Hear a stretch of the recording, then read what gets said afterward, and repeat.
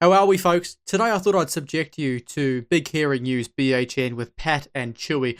Now, someone in the comments section asked that I do this the other week, so I decided now is probably the opportunity, given Tamatha Paul is very much in the news headlines for her views about the justice system, her views about police. Now, a few days ago I went into one of the speeches that she gave in Parliament about this, and some of the questions that she was throwing out at the government, and it was a lot of attack, not a lot of solutions, not a lot of substance to it. So I thought maybe this is an opportunity for her to shed a bit more light on what it is that she believes, why it is she believes it. Maybe, just maybe, Pat and Chewy from BHN will be able to get the truth out of her. So the way I understand defunding the police, the term is used in America. I don't think it's a particularly good phrase to use, only because it creates confusion amongst people. But what my understanding of it is, and correct me if I'm wrong, Tamatha, about the American example, is they're talking about taking some of the money that normally gets allocated to police and allocating it to different bodies, different groups, different entities that might be better to deal with a situation that the police are currently being called to. For example, if someone is having a mental health issue, maybe rather than sending a man there with a gun, it might be better to send someone who is a crisis, someone who knows about crisis mental health issues. That's how I understand defund the police in the American sense. Have I got that right? Is that as you understand it? I don't know about the American context specifically, but that's certainly where my comments came from, in that I don't think that the police are the best people to deal with a lot of the situations that they're dealing with, because they don't have the right training or expertise to de-escalate situations. That's not to say that they can't and they don't, but there have been lots of muck-ups, high-profile muck-ups that we've seen in the media, but also it was a major reflection within the Understanding Police Delivery report that came out late last year, which talked about the fact that police are not equipped to dealing with responding to people in states of mental health distress. And when you're living in a country where poverty is skyrocketing and where, the use of methamphetamine has doubled in the last year, you're going to need people who actually can respond appropriately to those who are in those severe states of distress, and that's not the police. She says that the police aren't in a position to provide the appropriate response to people in mental health distress, but the police are also there to ensure people are safe. That's what they're designed to do. So if you've got a call out, someone who is clearly mentally unwell but a danger to those around them, the police are the people that you need there. There are police that are trained to deal with de-escalation. I mean, police, generally speaking, are supposed to be trained in de-escalation if they can, but there are police that are specifically trained to deal with these things. And sure, they're not as common as you'd want, and you're not going to be able to have one at every single call out. But the idea that if something warrants a phone call to the police and you don't want the police there because of whatever reason, mental health, because they're addicted to drugs and losing their mind, what do you think's actually going to happen when the other individual shows up and tries to de-escalate or deal with the situation? Do you think someone who is a raving lunatic wielding a weapon is going to respond better to someone pointing a taser at them or a gun at them, or are they going to respond better to someone trying to say nice words to them and say, "Oh, it's okay, let's talk about it"? Because I know from experience, and I know there are a great deal many people who have had mental health episodes that are dealing with people of authority and so on. It makes absolutely no difference who it is. They are in their head. They want what they want. And whilst you could argue that what Tamatha Paul's advocating for here is somewhat virtuous, something along those lines, it most certainly isn't practical. It most certainly isn't something that puts the interests of the public and any victims first. It's something which ultimately will lead to more instances of the public being unnecessarily harmed, because rather than calling in the police to deal with a extremely violent individual who's suffering from a mental health episode, you want to call in someone who went to university for a few years and all of a sudden it's deemed that they are able to defuse the situation. She doesn't understand how the mind works. She doesn't understand how the criminal mind works in particular. And if someone is doing something which would warrant a police phone call, the police should be there. the police should be in a position where they are ensuring that the area is secure, that the public is safe, and that the threat is contained. We should think about resourcing people who can be better responders in those situations. And there are other examples where I think police are not the best equipped to respond to those situations. I'm thinking of people who take sexual violence and stalking allegations to the police and have had negative experiences because they're not believed and they're laughed at. And quickly on that one, I mean, like, sure, it's not ideal and they're laughed at or not believed or whatever, but how is any other organization or group going to make any difference in that situation? What's someone with absolutely zero authority to prosecute, zero authority to, lay charges? What on earth are they going to do about it? I mean, other than, put pressure on the police. I mean, those organizations already exist, so there's no need to defund the police in this respect. This is one of those things where, unless you have evidence, it's extremely difficult for the police to do anything. And if you take that as being laughed at or not believed, then what is there to be done? The police can't just lay charges on people because of allegations. If that was the standard for laying charges, this country would be absolutely abysmal. It's bad enough as it is. The police waste their time doing welfare checks on people for hurty words on social media. It's bad enough as it is that the police, even a couple of years ago, rocked up on my doorstep because someone was upset with me on TikTok because I had an opinion they didn't like. And then to sit me down and be like, yeah, so you didn't actually do anything illegal, but we're here because we want the phone calls to stop. It's like, yeah, that's because they're trying to shut me down. They're trying to silence me because they disagree with my politics, not because I've done anything wrong. You go take that up with them for wasting police time.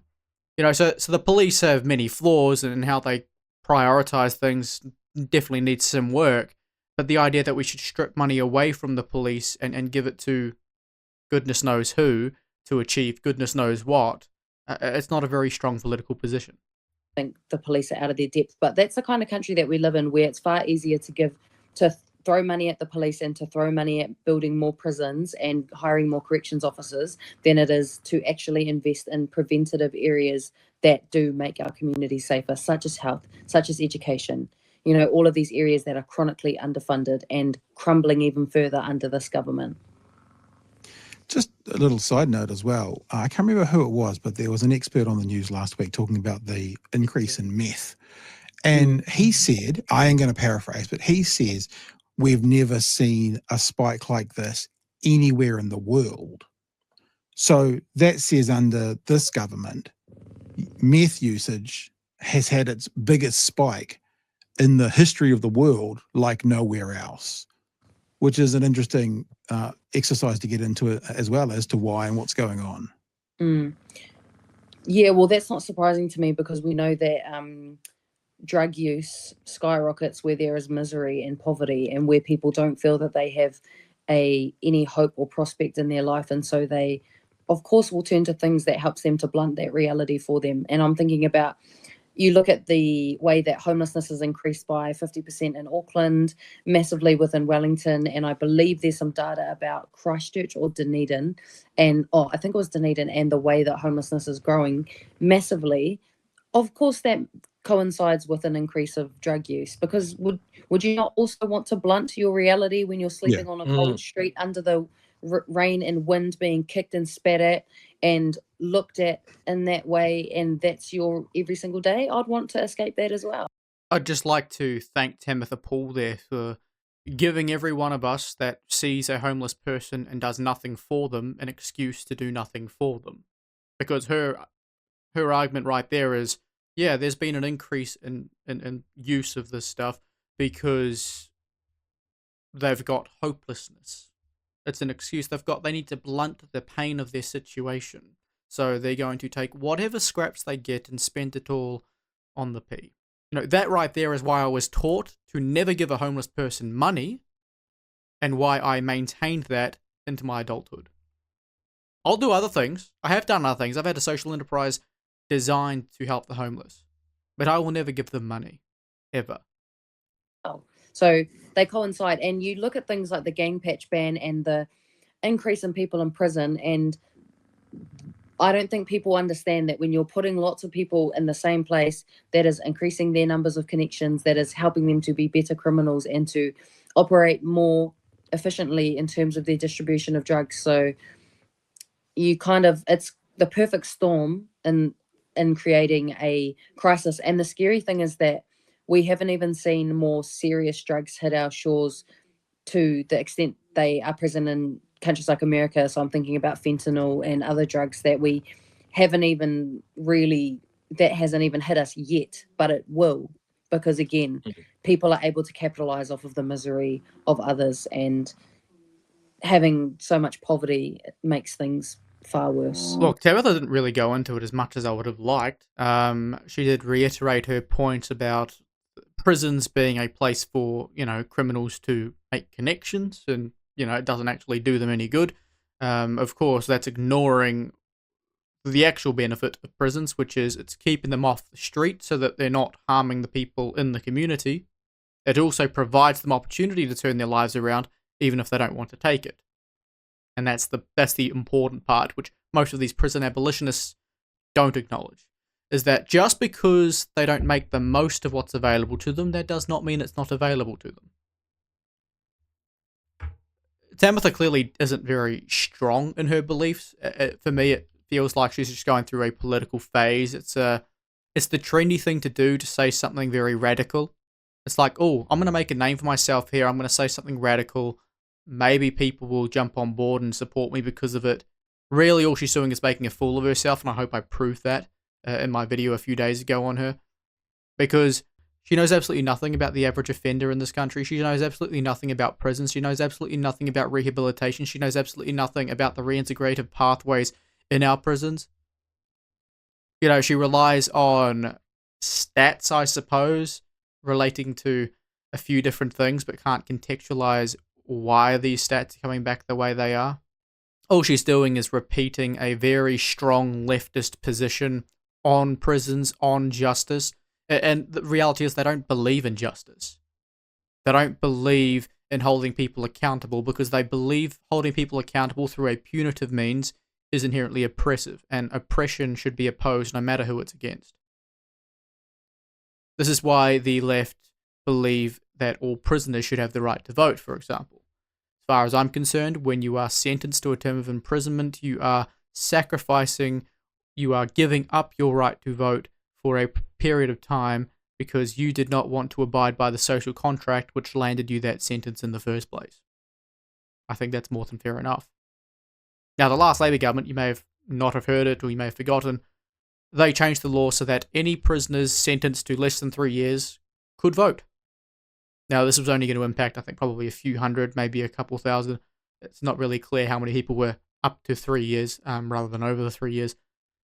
But they wanted to allow those people to vote. They got that through, and they were allowed to vote from 2020 onwards. I found that interesting because doing that really benefited no one. No one except the criminals. Didn't benefit the victims. It only benefited the criminals. And the criminals will tell you they voted in their own interests as a lifelong offender. They voted because they wanted to ensure that, one, National couldn't implement or reintroduce their 3 strikes. They didn't want National to be able to continue, upping sentences, building more prisons. They wanted to maintain Labour's desire to reduce the prison population, to reduce prison sentences, to promote more community-based sentences and stuff like that. So all Labour did when they changed that law, a law that the Greens, of course, supported, all they did was have more criminals in prison vote to reduce the amount of time they spend in prison and lessen the consequences and accountability on them. That's the same sort of thing that Tamatha Paul here is advocating for. Just a bunch of policy which doesn't benefit the victims in any way, doesn't benefit society in any way, but just benefits the criminals who are trying to avoid accountability. And that's why I find it laughable that she gets so many of her opinions on this matter from the criminals, because they're playing her for a fool. But I want to finish on one thing, and it's that Tamatha Paul has not only had interviews with BHN, along with the media and other things, but she's now going pretty much all in on supporting this prison abolition idea. She's now fully supporting People Against Prisons Aotearoa, which is a radical prison abolition group run by a bunch of Marxists. You may or may not have heard of Emirakete. That is a, well, I don't want to call it a professor, but it is, at Auckland University, a lecturer at Auckland University into criminology. He's a critical Marxist theorist and subscribes wholeheartedly to the most radical leftist ideologies available, really. That's who Tamatha Paul's all in backing behind right now on this issue.